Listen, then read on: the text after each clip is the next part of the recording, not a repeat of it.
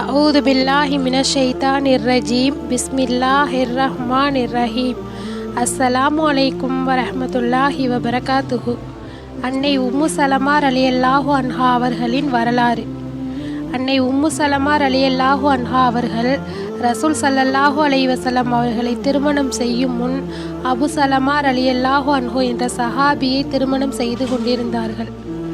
அவர்கள் இருவரும் பரஸ்பரம் மிக அதிகமான அன்பு கொண்டவர்களாக இருந்து வந்தார்கள். ஒரு தடவை உம்மு சலமா ரலியல்லாஹு அன்ஹா அவர்கள் தம் கணவர் அபு சலமா ரலியல்லாஹு அன்ஹா அவர்களிடம், உலகத்தில் ஒரு பெண்ணுடைய கணவன் இறந்துவிட்ட பின்னால் அப்பெண் மறுமணம் செய்து கொள்ளாமல் இறந்துவிட்டால் இருவரும் சொர்க்கவாசிகளாகவும் இருந்தால் சொர்க்கத்திலும் அப்பெண்ணுக்கு அதே கணவன் கிடைப்பான். அவ்வாறே மனைவி இறந்த பின் கணவன் வேறொரு திருமணம் செய்து கொள்ளாமல் இறந்துவிட்டால் அக்கணவனுக்கு அதே பெண் சொர்க்கத்தில் கிடைப்பாள் என நான் கேள்விப்பட்டுள்ளேன். எனவே வாருங்கள், நம் இருவரில் எவர் முந்தி இறந்து விடுகிறாரோ அவருக்கு பின் உயிரோடு இருப்பவர் மறுமணம் செய்து கொள்வதில்லை என ஒப்பந்தம் செய்து கொள்வோம் என்று கூறினார்கள். அதற்கு அபு சலமா ரலியல்லாஹு அன்ஹு அவர்கள், நீ என்னுடைய பேச்சை கேட்பாயல்லவா என்று வினாவினார்கள். உங்களுடைய பேச்சை கேட்பதற்காகத்தானே உங்களிடம் ஆலோசனை கேட்கிறேன் என்று கூறினார்கள். அப்பொழுது அபு சலமா ரலியல்லாஹு அன்ஹு அவர்கள், எனக்கு பின்னால் நீ மறுமணம் செய்து கொள்ளத்தான் வேண்டும் என்று கூறிய பின், யா அல்லாஹ், எனக்கு பின் உம்மு சலமாவுக்கு என்னை விட சிறந்த கணவரே நீ தந்தருள்வாயாக. அவர் இவருக்கு கவலை தராதவாறும் துன்பம் தராதவாறும் இருக்க வேண்டும் என்று துஆ செய்தார்கள். இஸ்லாத்தின் ஆரம்ப காலத்தில் கணவன் மனைவி இருவரும் அபிசீனியாவிற்கு ஹிஜ்ரத் சென்றனர். பிறகு அங்கிருந்து திரும்பிய பின் மதீனாவுக்கு ஹிஜ்ரத் செய்தனர். அச்சம்பவத்தை உம்மு சலமா ரலியல்லாஹு அன்ஹா அவர்களே விரிவாக கூறியுள்ளார்கள். அபு சலமா ரலியல்லாஹு அன்ஹு அவர்கள் ஹிஜ்ரத் செய்த வேண்டும் என முடிவு செய்த பொழுது தம்முடைய ஒட்டகத்தை தயார் செய்து அதன் மீது பொருட்களை ஏற்றிய பின் என்னையும் மகன் சலாமாவையும் அதன் மீது அமரச் செய்து ஒட்டகத்தின் மூக்கணாங்கயிற்றை தங்களின் கரத்தில் பிடித்து கொண்டு நடந்து சென்றார்கள். அப்பொழுது என் பெற்றோர் வழியை சேர்ந்த பனு மோக்கிரா கூட்டத்தாரில் சிலர் வந்து அபு சலமா ரலியல்லாஹு அன்ஹு அவர்களிடம், நீர் உம்மை பொறுத்தவரை சுதந்திரமானவர்தான், நீர் எங்கு வேண்டுமெனாலும் செல்லலாம். ஆனால் நாங்கள் எங்களுடைய பெண்ணை ஊர் ஊராக சுற்றி திரிய உம்முடன் ஏன் அனுப்ப வேண்டும் என்று கூறி ஒட்டகத்தின் மூக்கணாங்கயிற்றை அபு சலாமாவிடம் இருந்து பறித்து கொண்டு பலவந்தமாக என்னை தங்களுடன் அழைத்து சென்று விட்டார்கள்.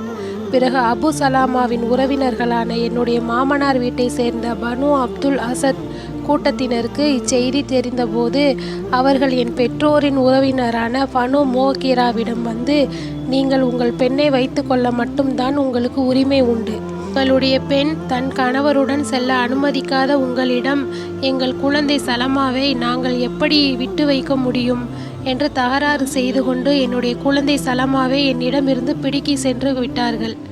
இப்பொழுது நான், என் கணவர், என் குழந்தை மூவரும் தனித்தனியாக பிரிக்கப்பட்டு விட்டோம். என் கணவர் மதீனாவிலும் நான் என் பெற்றோர் வீட்டிலும் என் குழந்தை தன் பாட்டனார் வீட்டிலும் இருந்து வர வேண்டிய சூழ்நிலை ஆகிவிட்டது. நான் ஒவ்வொரு நாளும் அருகில் உள்ள ஒரு மைதானத்திற்கு சென்று மாலை வரை அழுது கொண்டே இருப்பேன். இவ்வாறு ஓராண்டு முழுவதையும் அழுதே கழித்தேன். நான் என் கணவரிடம் போய் சேரவும் முடியவில்லை, என் குழந்தை என்னிடம் வந்து சேரவும் இல்லை. இந்நிலையில் ஒரு நாள் என் சிறிய தந்தையின் புதல்வர் ஒருவர் என் நிலையை பார்த்து இரக்கம் கொண்டு தன்னுடைய குடும்பத்தாரிடம், இப்பெண்ணை குழந்தையை விட்டும் கணவனை விட்டும் பிரித்து வைத்திருக்கிறீர்களே, இந்த அபலை பெண் மீது உங்களுக்கு இரக்கம் வரவில்லையா என்று கேட்டார். அவருடைய சொல்லை ஏற்றுக்கொண்டு, நீ உன் கணவருடன் போய் சேர்ந்து கொள்ளலாம் என எனக்கு அனுமதி அளித்தார்கள். இதனை கேள்விப்பட்ட பனு அப்துல் அசத் கூட்டத்தினர் என் குழந்தையும் கொண்டு வந்து என்னிடம் கொடுத்து விட்டனர். நான் ஓர் ஒட்டகத்தை தயார் செய்து அதில் நான் என் குழந்தையை ஏற்றுக்கொண்டு தனிமையாகவே மதீனாவை நோக்கி சென்றேன்.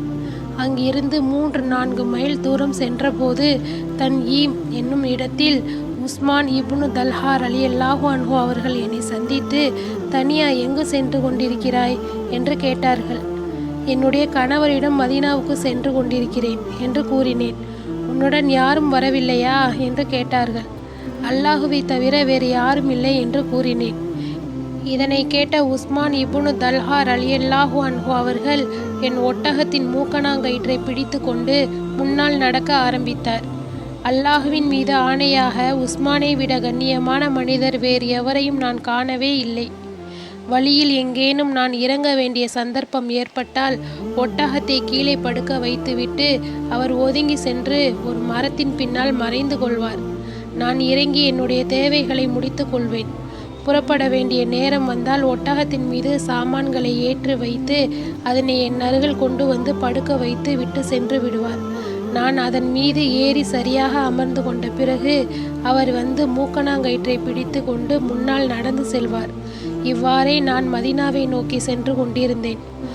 குஃபா என்னும் இடத்தை அடைந்த போது உன்னுடைய கணவர் இங்குதான் இருக்கிறார் என அவர் என்னிடம் கூறினார்.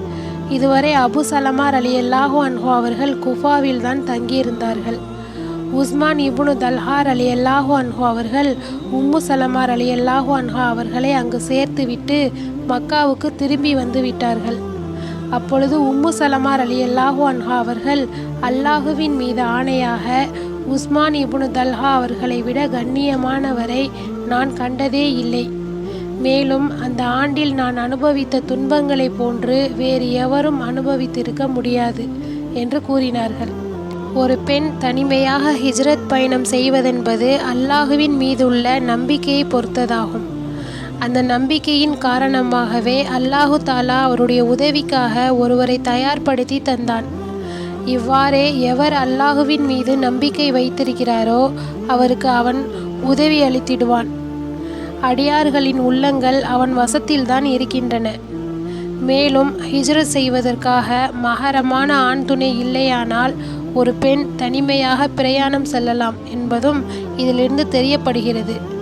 ஆனால் ஹிஜ்ரத் செய்வது அப்பெண்ணின் மீது ஃபர்லாக இருக்க வேண்டும். ஆகையால் உம்மு சலமா ரலியல்லாஹு அன்ஹா அவர்கள் தனிமையாக ஹிஜ்ரத் செய்வதில் எவ்வித கேள்விக்கும் இடமில்லை. அஸ்ஸலாமு அலைக்கும் வரஹ்மத்துல்லாஹி வபரகாத்துஹு.